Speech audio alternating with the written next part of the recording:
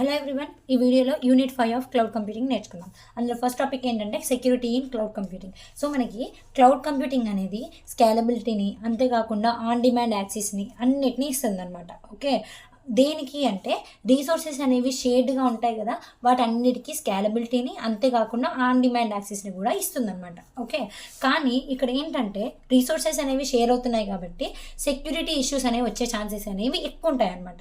Okay, ఎందుకంటే ఇప్పుడు మనకి ఒక రీసోర్స్ని డిఫరెంట్ యాప్స్కి కనుక షేర్ చేసుకున్నాం అనుకోండి, డేటా అనేది అక్కడి నుంచి అక్కడికి షిఫ్ట్ అవ్వడం వల్ల సెక్యూరిటీ ఇష్యూస్ అనేవి ఎక్కువ వచ్చే ఛాన్సెస్ అనేవి ఉంటాయన్నమాట. ఓకే, మనకి క్లౌడ్ అనేది ఏమేమి ప్రొవైడ్ చేస్తుందంటే వర్చువలైజ్డ్ హార్డ్వేర్ని ప్రొవైడ్ చేస్తుంది, అండ్ ఎలాస్టిక్ స్టోరేజ్ అంటే స్టోరేజ్ అనేది ఎంత కావాలంటే అంత చేసుకునేటట్టుగా, అండ్ ఆన్లైన్ అప్లికేషన్స్ని ప్రొవైడ్ చేస్తుంది.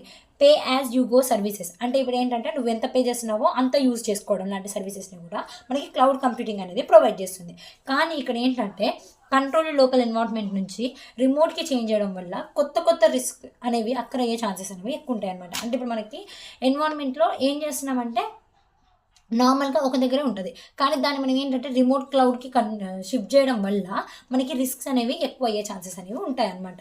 ఓకే, మనకి క్లౌడ్ని ఇన్ఫర్మేషన్ టెక్నాలజీలో ఎలా యూజ్ చేస్తున్నామంటే మనకి ఇది ఎలా అంటే క్లౌడ్ అనేది ఐటీలో ట్రెడిషనల్ ఐటీ నుంచి క్లౌడ్ బేస్డ్ ఐటీకి కన్వర్ట్ అయింది. ఓకే, అంటే మనకి ఇన్ఫర్మేషన్ టెక్నాలజీ అనేది జనరల్గా ఎలా ఉండేదంటే ట్రెడిషనల్ ఐటీ లాగా ఉండేది, దాన్ని క్లౌడ్ బేస్డ్ ఐటీ లాగా కన్వర్ట్ చేసుకుంది ఈ క్లౌడ్ని యూజ్ చేసుకొని. సో మనకి ట్రెడిషనల్ ఐటీలో అంటే ట్రెడిషనల్ ఇన్ఫర్మేషన్ టెక్నాలజీలో ఎలా ఉంటుందంటే మనం హార్డ్వేర్ని కొనుక్కుంటాం, అండ్ సాఫ్ట్వేర్ని మనమే ఇన్స్టాల్ చేసుకొని సర్వర్స్ని మనమే మెయింటైన్ చేసుకుంటాం, అండ్ సెక్యూరిటీని కూడా మనమే హ్యాండిల్ చేసుకుంటాం అనమాట. సో దీనికి ఎగ్జాంపుల్ చెప్పాలంటే మొబైల్ డేటా ఉంది. ఓకే, మొబైల్లో మనం ఏం చేస్తున్నాము, హార్డ్వేర్ని తీసుకుంటున్నాం, అండ్ సాఫ్ట్వేర్ని మనమే ఇన్స్టాల్ చేసుకుంటున్నాం, అందులో సర్వర్స్ ఏమైనా ఉంటే వాటిని అన్నిటిని మనమే మెయింటైన్ చేసుకుంటున్నాం, అండ్ సెక్యూరిటీ ఇష్యూస్ని కూడా మనమే వెరిఫికేషన్స్ అని చెప్పేసి అలాంటివన్నీ కూడా మనమే హ్యాండిల్ చేసుకుంటాం అనమాట. ఇంతకుముందు ట్రెడిషనల్ ఐటీ అనేది ఇలా ఉండేది, అండ్ నెక్స్ట్ ఏంటి క్లౌడ్ ఐటీ లాగా ట్రాన్స్ఫార్మ్ అయిందని చెప్పేసి అన్నాం కదా. ఇందులో ఏంటంటే క్లౌడ్ సర్వీస్ ప్రొవైడర్ అన్నిటిని చూసుకుంటాడు. ఓకే, మనం జస్ట్ ఏం చేయాలంటే ఇంటర్నెట్ ద్వారా యాక్సెస్ చేసుకోవడం ఉంటుందన్నమాట. ఇందులో అంటే ఇంటర్నెట్కి వెళ్ళి మనకి ఏదైతే కావాలో దాన్ని జస్ట్ సెర్చ్ చేసుకోవడం తప్ప ఏం ఉండదన్నమాట. మిగతా సాఫ్ట్వేర్ని ఇన్స్టాల్ చేసుకోవడం కావచ్చు, సర్వర్స్ని హ్యాండిల్ చేయడం కానీ సెక్యూరిటీని హ్యాండిల్ చేయడం కూడా ప్రతి ఒక్కటి ఈ క్లౌడ్ ఐటీయే చూసుకుంటుంది అనమాట.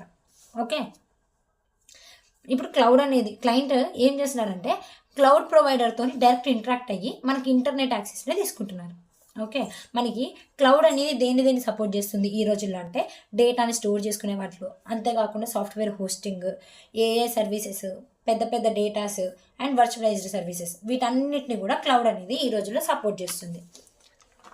నెక్స్ట్ ఏంటి క్లౌడ్ జనరల్ ఛాలెంజెస్. సో మనకి క్లౌడ్ వల్ల జనరల్గా ఛాలెంజెస్ ఏముంటాయి అంటే దాంట్లో ఫేస్ చేసే ఛాలెంజెస్ ఏంటంటే security issues, privacy issues, and data integrity అంటే డేటా అనేది చేంజ్ అవుతూ ఉండడము, down time, vendor lock-in, and legal and compliances issues, multi tenancy risk, and shared responsibility confusions, ఇలాంటి అన్ని ఛాలెంజెస్ అనేవి క్లౌడ్లో అక్కర్ అవుతాయి అన్నమాట. ఓకే, ఈ క్లౌడ్ ఛాలెంజెస్ అన్నింటినీ కూడా ఒక బాక్స్లో, మీ ఇష్టం అది, క్లౌడ్ ఛాలెంజెస్ అన్నింటిలో ఒక బాక్స్లో రాస్తే మనకి పాయింట్స్ అనేవి పెరిగే ఛాన్సెస్ ఉంటాయి. కాబట్టి security, privacy, compliances, integrity, lock-in, down time, ఇంకా ఎన్ని కావాలంటే అన్ని మనం చెప్పాం కదా ఇందులో ఉన్నాయని కూడా రాసుకోవచ్చు అనమాట. షేర్డ్ కన్ఫ్యూజన్ అవన్నీ రాసుకోవచ్చు.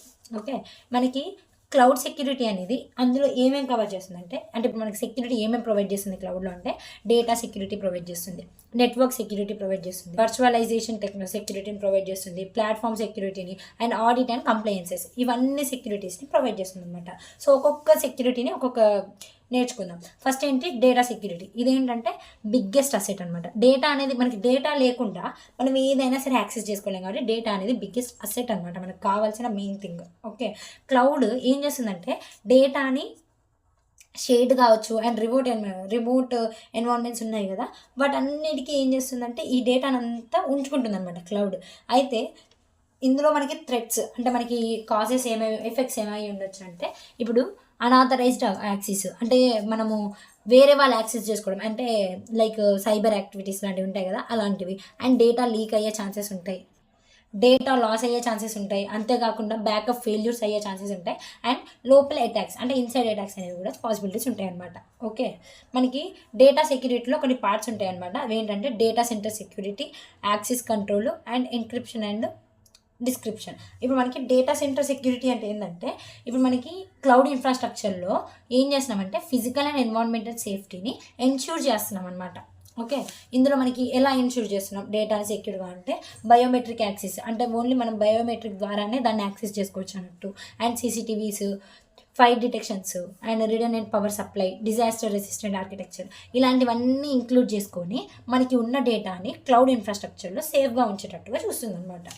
ఓకే, సో మనం ఈ సెక్యూరిటీస్ అన్నింటిలో మనం ఇందులో ఇంక్లూడ్ అయినవి ఉన్నాయి కదా, అవన్నీ కూడా ఇందులో రాసుకోవచ్చు ఇలా బాక్స్ లాగా.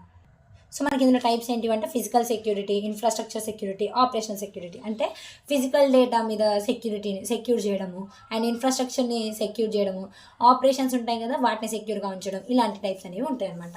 నెక్స్ట్ వన్ ఏంటంటే యాక్సెస్ కంట్రోల్. ఇది ఏం చేస్తుందంటే ఏ డేటాని ఎవరు యాక్సెస్ చేసుకోవాలి అని చెప్పేసి దాన్ని కంట్రోల్ చేయడం కోసం ఈ యాక్సెస్ కంట్రోల్ అనేది ఉంటుంది అనమాట. ఇందులో టైప్స్ ఏంటంటే డిఎస్సి, ఎంఎస్సి, ఆర్బీఏసి. డిఎస్సి అంటే ఏంటంటే డిస్క్రిషనరీ యాక్సెస్ కంట్రోల్, ఎంఏసి అంటే మ్యాండేటరీ యాక్సెస్ కంట్రోల్, ఆర్బీఏసి అంటే role based access control. Okay, మనం ఈ రోజుల్లో క్లౌడ్లో బాగా యూజ్ చేసే కంట్రోల్ ఏదైనా యాక్సెస్ కంట్రోల్ ఉందంటే అది ఆర్బీఏసి అనమాట. సో మనకి ఏం చేస్తాడు, యూజర్ అనేటోడు రిక్వెస్ట్ పంపిస్తాడు. అయితే ఈ యాక్సెస్ కంట్రోల్ సిస్టమ్ ఏం చేస్తుంది, యాక్సెస్ చేసుకోవచ్చా చేసుకోవద్దా, ఈ రిక్వెస్ట్ మనం యాక్సెప్ట్ చేయాలా చేయొద్దా అని చెప్పేసి చూసుకొని ఎలో కానీ డీనే కానీ, అంటే మనకి ఎలో చేయొచ్చు లేకపోతే ఎలో చేయకుండా కూడా ఉండొచ్చు అనమాట. ఇందులో ఏమేమి ఉంటాయంటే ఇప్పుడు మనము సెక్యూరిటీస్ కోసం ఏం చేస్తున్నామంటే అథెంటికేషన్ లైక్ ఓటీపీస్, బయోమెట్రిక్స్ లాంటివి, ఆథరైజేషన్ లాంటివి అండ్ అకౌంటింగ్ అంటే లాగిన్ లాగౌట్స్ ఉంటాయి కదా, అలాంటివి కూడా ఈ యాక్సెస్ కంట్రోల్ అనేది ప్రొవైడ్ చేస్తుంది. Next encryption and description. అయితే ఎన్క్రిప్షన్ ఏం చేస్తుందంటే డేటా యొక్క ప్రైవసీని మెయింటైన్ చేస్తుంది, అంటే ప్రొటెక్ట్ చేస్తుంది అనమాట. ఎట్లా అంటే ప్లెయిన్ టెక్స్ట్ని సైబర్ టెక్స్ట్ లాగా, అంటే ఇప్పుడు మనకి టెక్స్ట్ అనేది నాట్ అంత ఇంపార్టెంట్ కానట్టుగా ఉన్న డేటాని తీసుకొని ఆ డేటాని యూస్ఫుల్ అయ్యే ఇన్ఫర్మేషన్ లెక్క కన్వర్ట్ చేసిన దాన్ని మనకి ప్రైవసీని ప్రొవైడ్ చేస్తుంది అనమాట ఈ ఎన్క్రిప్షన్ అనేది. సో మనకి ఇందులో టైప్స్ ఉంటాయి, ఏఈఎస్, డిఈఎస్, ఆర్ఎస్ఏ, ఈసీసీ అని కొన్ని టైప్స్ ఉంటాయి అనమాట. ఈ టైప్స్ అనేవి ఉంటాయి. ప్లెయిన్ టెక్స్ట్ని తీసుకొని ఏం చేస్తున్నాము, సైబర్ టెక్స్ట్ లాగా కన్వర్ట్ చేస్తున్నాము. దేన్ని యూజ్ చేసుకొని అంటే ఎన్క్రిప్షన్ డేటా, అంటే ఎన్క్రిప్షన్ని యూజ్ చేసుకొని అంటే డేటాని ప్రొటెక్ట్ చేసి దాని నుంచి సైబర్ టెక్స్ట్ లాగా కన్వర్ట్ చేస్తున్నాం అనమాట. ఓకే, ఎన్క్రిప్షన్ని ఎందుకు వాడుతున్నామంటే డేటా రెస్ట్లో, అంటే ఎలా యూజ్ చేసుకోకుండా ఉన్న డేటా దగ్గర కానీ, ట్రాన్స్ఫర్ అవుతున్న డేటా దగ్గర కానీ, యూజ్ చేస్తున్న డేటా దగ్గర ఈ ఎన్క్రిప్షన్ని యూజ్ చేస్తామన్నమాట. Okay, virtualisation security. ఇప్పుడు మనకి ఇందులో ఏంటంటే వర్చువలైజేషన్ సెక్యూరిటీ నెక్స్ట్ టాపిక్ ఇది. సో వర్చువలైజేషన్ టెక్నాలజీ అనేది ఏం చేస్తుందంటే ఎలాంటి రిస్క్లు ఉన్నాయి అని చెప్పేసి వాటిని చూపించడం కోసం ఈ వర్చువలైజేషన్ సెక్యూరిటీని యూజ్ చేస్తున్నాం అనమాట.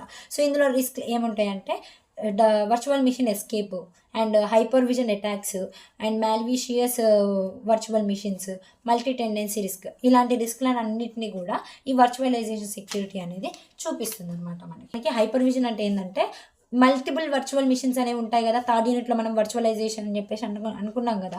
సో మనకి మల్టిపుల్ మిషన్స్ అన్నిటినీ కూడా కలిపి ఉంటే దాన్ని హైపర్వైజర్ అని చెప్పేసి అంటాం అనమాట. సో ఇందులో ప్రొవైడ్ చేసే సెక్యూరిటీస్ ఏంటివంటే హైపర్వైజర్ని సెక్యూర్గా ఉంచడము, అంతేకాకుండా ఐసోలేషన్ లాంటివి కాకుండా, అంటే ఒక వర్చువల్ మిషన్ అనేది ఒక్కటే ఐసోలేట్ కాకుండా ఉంచడం లాంటివి ప్రొవైడ్ చేస్తుంది. అండ్ ఫైర్ వాల్స్, వర్చువల్ ఫైర్ వాల్స్ని కూడా ప్రొవైడ్ చేస్తుంది. అండ్ వర్చువల్ నెట్వర్క్ని మానిటర్ కూడా చేస్తుంది అనమాట. ఓకే, నెక్స్ట్ ఏంటి నెట్వర్క్ సెక్యూరిటీ. ఇదేంటంటే నార్మల్గా ఇంటర్నెట్ బేస్డ్ ఉంటుంది అనమాట క్లౌడ్ అనేది. ఓకే, అయితే దాంట్లో ఎక్కువ అటాక్ వచ్చే సర్ఫేసెస్ లైక్ ఎక్కువ అటాక్ వచ్చే ప్లేసెస్ ఉంటాయి కదా, వాటి మీద ఫోకస్ చేసుకుంటుంది. ఇందులో వచ్చే కాజెస్ ఎలా ఉంటాయంటే DDoS, MITM attacks, IP spoofing, sniffing లాంటి అటాక్స్ అనేవి వస్తాయి అనమాట. నెక్స్ట్ ఏంటంటే కంట్రోల్స్లో ఏంటంటే firewalls and IDS, IPS ఇలాంటి వాటి అన్నింటినీ కంట్రోల్ చేస్తుంది అనమాట. విపిఎన్స్ని అండ్ జీరో ట్రస్ట్ ఆర్కిటెక్చర్ ఇలాంటివన్నిటిని కూడా కంట్రోల్ చేస్తుంది ఈ నెట్వర్క్ సెక్యూరిటీ అనేది. సో మనకి ఇక్కడ నెంబర్ ఆఫ్ సెక్యూరిటీస్ నేర్చుకుంటున్నాం కదా, ప్రతి ఒక్క దానికి అందులో ఏవైతే సెక్యూరిటీస్ ఉంటాయంటున్నామో వాటి అన్నిటికీ బొమ్మలు వేసినా కానీ సరిపోతుంది. Next platform related security. ఇందులో ఏంటంటే క్లౌడ్ సర్వీస్ మోడల్స్లో ఏమైనా సెక్యూరిటీ ఇష్యూస్ ఉంటాయి కదా, వాటిని డీల్ చేయడం కోసం ఈ ప్లాట్ఫామ్ రిలేటెడ్ సెక్యూరిటీని యూజ్ చేస్తున్నాం. సో మనకి ఏంటి సాస్, పాస్, ఆస్ ఇవి తెలిసినవే కదా, software as a service, platform as a service, infrastructure as a service. వీటిని బేస్ చేసుకోవాలి అంటే అందులో ఏమైనా సెక్యూరిటీ ఇష్యూస్ ఉంటే వాటిని చూసుకుంటుంది అనమాట. అయితే సాస్లో అంటే సాఫ్ట్వేర్ యాజ్ ఎ సర్వీస్లో ఏమేమి ఉండొచ్చు అంటే అప్లికేషన్ లెవెల్లో ఏమైనా థ్రెడ్స్ అంటే ఎఫెక్ట్స్ అనేవి అక్కడే ఛాన్సెస్ ఉంటాయి అనమాట. అండ్ ఈ ప్లాట్ఫామ్ యాజ్ ఎ సర్వీస్లో ఏంటంటే ప్లాట్ఫామ్ డెవలప్మెంట్లో ఏమైనా ప్రాబ్లమ్స్ వచ్చే ఛాన్సెస్ ఉంటాయి. అండ్ ఇన్ఫ్రాస్ట్రక్చర్ యాజ్ ఎ సర్వీస్లో ఏంటంటే హార్డ్వేర్ కావచ్చు అండ్ వర్చువల్ మిషన్స్లో ఏమైనా ఎఫెక్ట్స్ అనేవి వచ్చే ఛాన్సెస్ అనేవి ఉంటాయి అన్నమాట. ఓకే, మనకి సాఫ్ట్వేర్ యాజ్ ఎ సర్వీస్లో సెక్యూరిటీ ఇష్యూస్ ఎలా ఉంటాయంటే డేటా ప్రైవసీ కావచ్చు, multi user isolation, API security, week authentication, browser vulnerability, ఇలాంటివన్నీ ఇష్యూస్ అనేవి ఉంటాయి అన్నమాట. నెక్స్ట్ ప్లాట్ఫామ్ యాజ్ ఎ సర్వీస్లో ఎలాంటివి ఉంటాయంటే insecure APIs, application life cycle vulnerabilities, database ఎక్స్ప్లోజర్, dependency attacks ఇలాంటివి అక్కడ అవుతాయి. నెక్స్ట్ ఇన్ఫ్రాస్ట్రక్చర్ యాజ్ సర్వీస్లో ఎలాంటి ఇష్యూస్ ఉంటాయంటే virtual machine escape, insecure virtual machine images లాంటివి, and OSL vulnerabilities, shared storage leaks లాంటివి ఇష్యూస్ అనేవి అక్కడ అవుతాయి అన్నమాట. Okay, next audit and compliances. అంటే ఇప్పుడు మనకి క్లౌడ్ యూసేజ్ అనేది మనకి ఇచ్చిన రూల్స్ అండ్ పాలసీస్ని బట్టి ఉందా లేదా అని చెప్పేసి చెక్ చేసుకోవడం కోసం ఈ ఆడిట్ అండ్ కంప్లయన్సెస్ని యూజ్ చేస్తున్నాం అనమాట. ఇందులో ఏమేమి ఉంటాయంటే లాగ్స్ ఉంటాయి, మానిటరింగ్ కావచ్చు, స్టాండర్డ్స్ లైక్ ఐఎస్ఓ, జీడిపిఆర్ లాంటి స్టాండర్డ్స్ అన్నిటిని కూడా చూసుకుంటుంది అనమాట. ఓకే, ఇందులో మనకి డిజాస్టర్ రికవరీ అనేది ఉంటుంది. అంటే మనకి క్లౌడ్లో ఏమేమి ఆఫరింగ్స్ ఉంటాయంటే ఆటోమేటెడ్ బ్యాకప్ ఉంటుంది, అంతేకాకుండా జియో రిడెండెన్సీ అంటే మళ్ళీ రిపీట్ అవ్వకుండా ఉంచుకుంటుంది, రెప్లికేషన్ లాంటివి చేస్తుంది. ఇప్పుడు ఒక లొకేషన్ నుంచి ఇంకో లొకేషన్కి వెళ్తున్నప్పుడు మధ్యలో ఎక్కడ కూడా ఎలాంటి ప్రాబ్లం రాకుండా ఉండడం కోసం ఈ రెప్లికేషన్ని యూజ్ చేస్తున్నాం అనమాట. అంతేకాకుండా ప్రైవసీ అండ్ ఇంటిగ్రిటీని కూడా ప్రొవైడ్ చేస్తాయి అనమాట. ఇవి ఏం చేస్తాయంటే డేటాని కాన్ఫిడెన్షియల్గా ఉంచుద్ది, అంతేకాకుండా మాడిఫై చేయకుండా ఉంటుంది. ఇందులో యూజర్ యాక్సెస్ అనేది ఓన్లీ ఒక్కరు మాత్రమే చేసుకునేటట్టుగా చూసుకుంటుంది అనమాట. ఇందులో యూజ్ చేసే టెక్నిక్స్ ఏంటంటే hashing, digital signatures, audit trials లాంటి టెక్నిక్స్ని యూజ్ చేసుకుంటాం. Next advanced concepts in cloud computing. So మనకి క్లౌడ్ కంప్యూటింగ్లో అడ్వాన్స్డ్ కాన్సెప్ట్స్ ఏముంటాయంటే inter cloud management, mobile cloud, ఇలా డిఫరెంట్గా ఉంటాయి అనమాట. ఫస్ట్ ఇంటర్ క్లౌడ్ అంటే ఏంటంటే మనకి మల్టిపుల్ క్లౌడ్స్ అన్నీ కూడా కలిసి ఒకలాగా వర్క్ అవుతున్నాయి. సో మనకి క్లౌడ్ ప్లాట్ఫామ్స్ ఏముంటాయి, ఇలా నార్మల్గా జనరల్గా మనకు తెలిసిన AWS, Azure, Google cloud platforms లాంటివి ఉంటాయి. వీటన్నిటిని కూడా కనెక్ట్ చేసి మనం ఏం చేస్తున్నామంటే వర్క్ చేస్తున్నాం అనమాట. సో క్లౌడ్ ఏ, క్లౌడ్ బి, క్లౌడ్ సి అని డిఫరెంట్ అన్నిటిని కలిపి ఇంటర్ కనెక్ట్ చేసేసుకుంటే దాన్ని మనం ఇంటర్ క్లౌడ్ అని చెప్పేసి అంటాం. అండ్ క్లౌడ్ మేనేజ్ అంటే ఏంటంటే క్లౌడ్ని మేనేజ్ చేయడం కోసం యూజ్ చేస్తాం. సో ఇది ఏం మేనేజ్ చేస్తుందంటే రీసోర్సెస్ని, కాస్ట్లని, పర్ఫార్మెన్స్ని, సెక్యూరిటీని, వీటన్నిటిని మేనేజ్ చేస్తుంది. ఇందులో యూజ్ చేసే టూల్స్ ఏంటంటే AWS cloud watch, Azure monitor లాంటివి యూజ్ చేసుకుంటాం. నెక్స్ట్ ఏంటి మొబైల్ క్లౌడ్. ఈ మొబైల్ క్లౌడ్లో ఏంటంటే స్మార్ట్ ఫోన్స్ అండ్ క్లౌడ్ని రెండింటిని కంబైన్ చేస్తే వచ్చేది ఏంటంటే మొబైల్ క్లౌడ్. దీనివల్ల మనకు బెనిఫిట్స్ ఏంటంటే కంప్యూటింగ్ పవర్ అనేది ఎక్కువ ఉంటుంది, ఎందుకంటే మనం స్మార్ట్ ఫోన్స్ అండ్ క్లౌడ్స్ రెండింటిని కలుపుతున్నాం కాబట్టి. అండ్ స్టోరేజ్ అనేది రిమోట్ అండ్ లో బ్యాటరీ యూసేజ్ కూడా ఉంటుంది అనమాట. Next media cloud. ఇది ఎక్కడ యూజ్ చేస్తున్నామంటే ఓటీటీ ప్లాట్ఫామ్స్లో, వీడియో స్ట్రీమింగ్స్లో, ట్రాన్స్కోడింగ్ వాటిలో. అంటే మనకి మీడియా అంటే జనరల్గా మనం బయట యూజ్ చేసేలాంటివి అని చెప్పేసి గుర్తుపెట్టుకోండి. నెక్స్ట్ ఏంటి ఇంటర్ఆపరబిలిటీ అండ్ స్టాండర్డ్స్. అంటే ఇప్పుడు మనకి different clouds and different softwares అన్నిటినీ కూడా కలిపి ఒక దగ్గర వర్క్ చేస్తాయి అనమాట. ఇందులో ఏం స్టాండర్డ్స్ ఉంటాయంటే ఐఎస్ఓ, IEEE అండ్ OCCI లాంటి స్టాండర్డ్స్ అనేవి కొన్ని ఉంటాయి. ఓకే, నెక్స్ట్ ఏంటంటే క్లౌడ్ గవర్నెన్స్. అంటే ఇప్పుడు మనకి క్లౌడ్ యొక్క యూసేజ్ అనేది ఆర్గనైజేషన్ రూల్స్ని బేస్ చేసుకొని ఉందా లేదా అని చెప్పేసి చూస్తుంది. అండ్ ఇది దేన్ని కవర్ చేస్తుందంటే రిస్క్ని మేనేజ్ చేయడము, కాస్ట్ని కంట్రోల్లో ఉంచుద్ది, అండ్ సెక్యూరిటీ పాలసీస్ని కూడా ప్రొవైడ్ చేస్తుంది అనమాట. నెక్స్ట్ ఏంటంటే national intelligence in cloud usage, AIML in cloud environment. అంటే ఇప్పుడు మనకి ఏంటంటే ఇది AIMLని క్లౌడ్ ఎన్వైర్న్మెంట్లో యూజ్ చేసుకుంటుంది అనమాట. దాన్ని మనం కంప్యూటేషనల్ ఇంటెలిజెన్స్ ఇన్ క్లౌడ్ అని చెప్పేసి అంటున్నాం. ఓకే, దీనికి ఎగ్జాంపుల్ చెప్పాలంటే స్మార్ట్ రిసోర్సెస్ అన్నిటిని కూడా అలొకేట్ చేయడం కావచ్చు, లేకపోతే ప్రిడిక్టివ్ స్కేలింగ్ లాంటివి చేయొచ్చు, అండ్ క్లౌడ్ ఆటోమేటిక్గా చేసుకోవడం. అంటే ఇవన్నీ ఏంటివి AIMLని యూజ్ చేసుకొని చేస్తున్నాం అనమాట. Next green cloud. ఇదేంటంటే ఈకో ఫ్రెండ్లీ క్లౌడ్ అనమాట. ఇందులో మనకి ఏముంటాయంటే పవర్ యూసేజ్ని రెడ్యూస్ చేస్తుంది, ఎందుకంటే ఈకో ఫ్రెండ్లీ అని చెప్పేసి అన్నాం కదా, ఎఫిషియెంట్ కూలింగ్ అనేది ఉంటుంది. అంతేకాకుండా మనకి లో కార్బన్ డేటాని సెంటర్ చేస్తుంది అనమాట. నెక్స్ట్ ఏంటి క్లౌడ్ అనలిటిక్స్. ఇది ఎందుకు యూజ్ చేస్తున్నామంటే బిగ్ డేటాని ఎనలైజ్ చేయడం కోసం, మిషన్ లెర్నింగ్, వర్చువలైజేషన్ టూల్స్ ఉంటాయి కదా, వీటన్నిటిని ఎనలైజ్ చేయడం కోసం క్లౌడ్ అనలిటిక్స్ని యూజ్ చేస్తాం అనమాట. సో ఇందులో యూజ్ చేసే టూల్స్ ఏంటంటే AWS QuickSight, Google BigQuery, Azure synapse, ఇలాంటివన్నీ యూజ్ చేసుకుంటున్నాం. ఇది ఓవరాల్ యూనిట్ 5. Thank you.